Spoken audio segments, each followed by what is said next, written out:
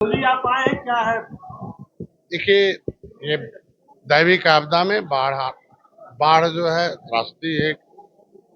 गंगा पुत्रों के उस दर्द को, गंगा के किनारे रहने वाले लोग, हमारी सरकार खड़ी रही समय सीमा के अंदर। टीम 11 लगाकर अधिकारियों को दुरुस्त करके समय के अंदर उनको नाव, उनको पका भोजन, उनके लिए पूरे राहत किट जिसमें सारा आटा है, चावल है, दाल है, मसाला है, तेल है, नमक है, कुछ भी उसमें और भी साबुन और सर्फ भी है। ऐसे में और गोलैया भी है और आलू भी है।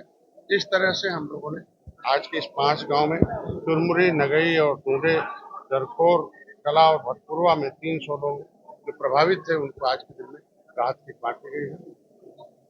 इनके माध्यम से एक अपील की गई है अधिकारियों से कि कुछ ऐसे भूमिहीन है जिनके पास भूमि नहीं होती, दूसरे के खेत पे अनाज लगाते हैं और क्योंकि दैविक आपदा में अनाज प्रभावित होता था तो ऐसे में एक सामाजिक बैठक करके उनको, जो लोग प्रभावित हैं उनको अपने हिसाब से शामिल करें। जो लोग हैं, हमारी सरकार की पहली सरकार ऐसी है। माननीय मुख्यमंत्री को धन्यवाद दूंगा, माननीय मोदी जी को धन्यवाद दूंगा, योगी जी को कि समय सीमा से पहले ही एक सतर्कता रही है और कोई जन हानि नहीं हुआ। जो भी धन की हानि हुई है उसे तत्काल जिनके मकान गिर गए हैं उन्हें मुख्यमंत्री आवास के माध्यम से देने की व्यवस्था की गई, चिकित्सा की है इनके लिए, सहायता के लिए। दूसरा, इनके बच्चों के पढ़ने के लिए जो मछुआरे हैं उनके बच्चों के लिए मछुआ कल्याण कोष की स्थापना की गई है। उनको इसके माध्यम से कि उनके बच्चे पढ़ें। हाई स्कूल में 10,000, इंटर में 20,000, बीए में 30,000, उससे बड़ा 50,000। जिनके 2-3 लाख से कमाए हैं, अभी 2 लाख था, बढ़ा दिया। इनके बच्चे की शादी के लिए 1 लाख रुपए है, 3 लाख आए हैं, बढ़ गया है। और इनके आज के दिन में चिकित्सा के लिए जो इनके पास आयुष्मान भारत कार्ड नहीं है, तो जहां आयुष्मान भारत कार्ड का इलाज जिस अस्पताल में होता है वहां जाके इलाज करा लें तो 5 लाख का। ये हमारी महत्वपूर्ण योजना हमारे मुख्यमंत्री जी द्वारा जारी की गई है। और आज के दिन में इस चंदौली के जो बाढ़ प्रभावित क्षेत्र हैं, बिना भेदभाव के हमारी सरकार हर जाति हर धर्म के साथ खड़ी है।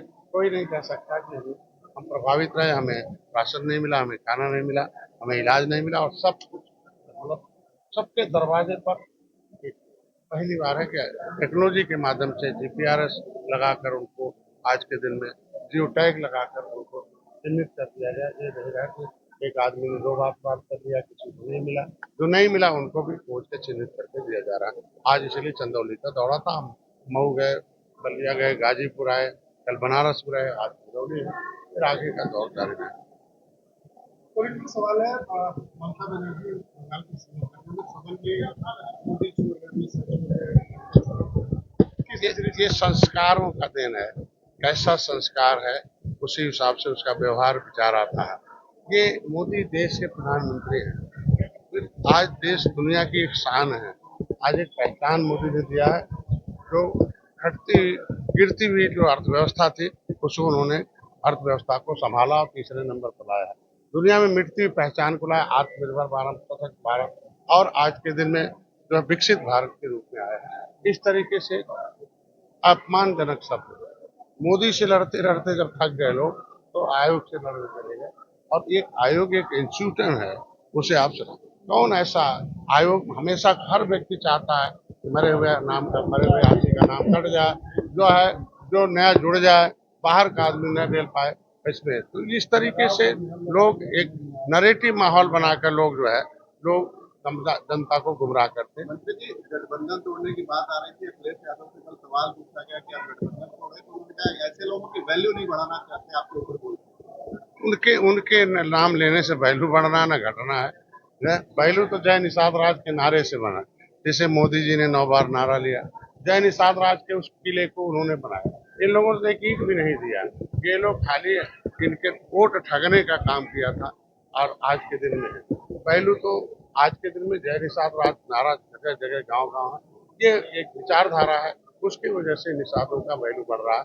इन लोगों के समय केवटा मल्लावा बिंदवा कश्यप कारा कहा जाता था, अब निषाद जी कहा जाता है और निषाद राज के वंशज कहे जाते हैं आज के दिन में। हैं। राजभर आपके बड़े भैया हैं और उनके घर पे तोड़फोड़ हुई, एबीवीपी के कार्यकर्ता जाके तोड़फोड़ की, कैसे देखते हैं? वह देखिए, बड़े भाई हैं, समझे नेता, बड़े दलितों, शोषितों, वंचितों की आवाज है। मैंने उनसे जो बात की उसमें उनकी कोई भावना ऐसी नहीं थी।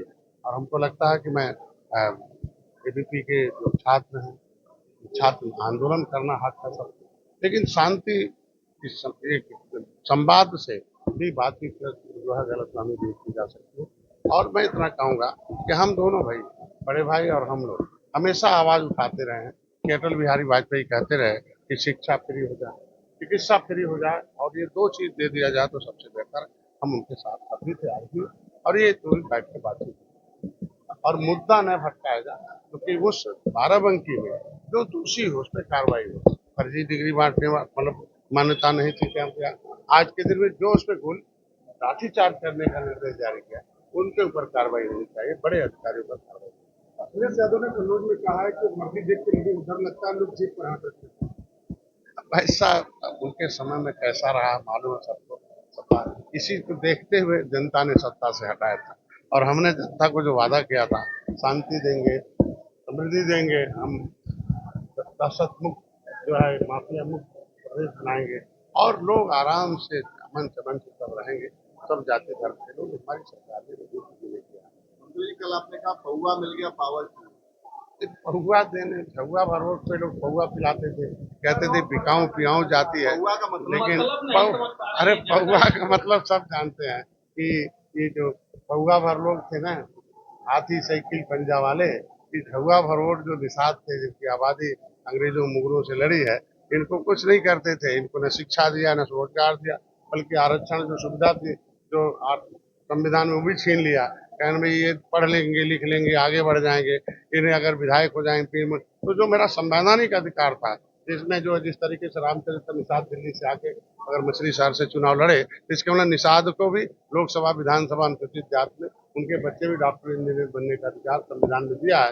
लेकिन इन लोगों ने एक नया नियम बना दिया कि पिछले उत्तर प्रदेश एक लोकसभा में उत्तर प्रदेश आरक्षण नियम बना दिया, जिसमें लिख दिया केवट मल्लापी में खिचड़ी, ये खाएंगे खिचड़ी इनके बच्चों से। तो ये है आज के दिन में कि झुआ भरोट को जब इलेक्शन रहता था तो ये लोग पौआ पिलाते थे, लेकिन अब निषाद कहते हम पार्टी बना लिए निषाद पार्टी। अब जय निषाद राज वाले हैं, हम पौआ वाले नहीं है, अब पार्टी वाले हैं, और अब पावर के साथ है, पावर मोदी योगी। श्रीनगर में कल एक बड़ी घटना हुई, जो देश का अशोक स्तंभ है उसको तोड़ा गया, किस नजरिए से? तो लगता है कि जो भी घटना जो प्रतीक चिन्ह है भारत का और महापुरुषों के साथ अगर ये निंदनीय जांच कर। सपा मोदी जी की चीन यात्रा को लेकर कारण की जापानियों के रूप में गए यात्रा में देश को क्या आज के दिन में जनता जनार्दन है, जनता फैसला कौन क्या किया इस देश में वो फैसला लेता है। बिहार में बाहर आए, गरीबों के साथ निषादों के साथ, निश्चित रूप बिहार में भी निषाद हैं, उनको भी बाहर आए, जिस तरीके उत्तर प्रदेश के निषादों में धीरे धीरे बाहर। अभी हम लोग चलते हैं, उनको जगाएंगे, फिर बताएंगे, फिर वो तय करेंगे।